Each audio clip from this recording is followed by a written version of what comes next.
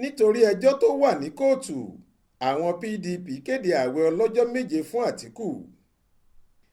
Ìgbìmọ̀ alákòóso àpapọ̀ ẹgbẹ́ òṣèlú People's Democratic Party PDP ti kéde ààwẹ̀ ọlọ́jọ́ méje pẹ̀lú àdúrà tó gbóná fún olùdíje dupò ààrẹ ẹlẹ́gbẹ́ wọn Alhaji Atiku Abubakar nítorí ẹjọ́ tó wáyé látàrí ètò ìdìbò ààrẹ tó wáyé lóṣù kejì ọdún yìí kó lè bá àjáwé olúborí nínú ẹjọ́ tó wà níwájú àwọn adájọ́ tí wọ́n ń gbọ́ awuyewuye tó súyọ látàrí ìbò èyí tó bẹ̀rẹ̀ lọ́sẹ̀ tó kọjá. Lọ́jọ́bọ̀ tọ́sídẹ̀ẹ́ ọjọ́ 18 sí ọjọ́rú wẹ́sídẹ̀ẹ́ ọjọ́ 24 oṣù karùn-ún ọdún yìí ni wọ́n láwọn yóò fi ṣètò ààwẹ̀ àti àdúrà ọ̀hún. Bákan náà ni wọn yóò tún ṣe ìsọjí ìta gbangba fún ìṣẹ́gun Atiku lọ́jọ́ 25 oṣù karùn-ún ọdún yìí náà.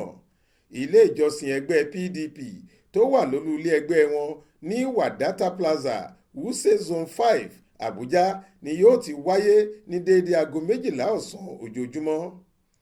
Ọjọ́ 18 oṣù karùn-ún ọdún yìí nílé ẹjọ́ tó ń gbọ́ ẹ̀sùn tó wáyé látàrí ètò ìdìbò sún ìgbẹ́jọ́ ẹ̀sùn tí ẹgbẹ́ òṣèlú PDP àti Atiku pè tako ààrẹ tí wọ́n ṣẹ̀ṣẹ̀ dìbò yàn Aṣíwájú Bọ́lá Tinubu àti ẹgbẹ́ APC àti àjọ INEC sí.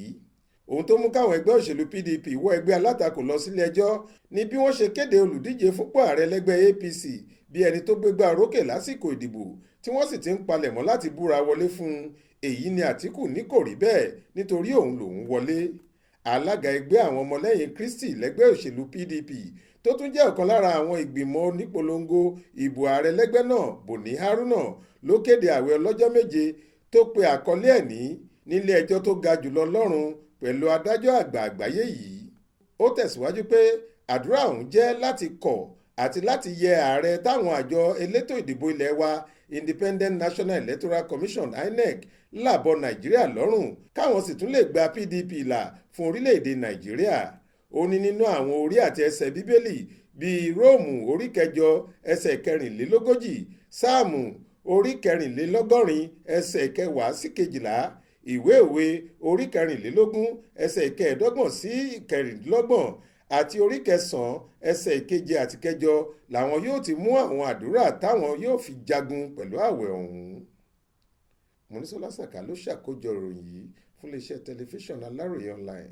Faith Adébọ́lá ló kà á sétígbọ̀ọ́ yín.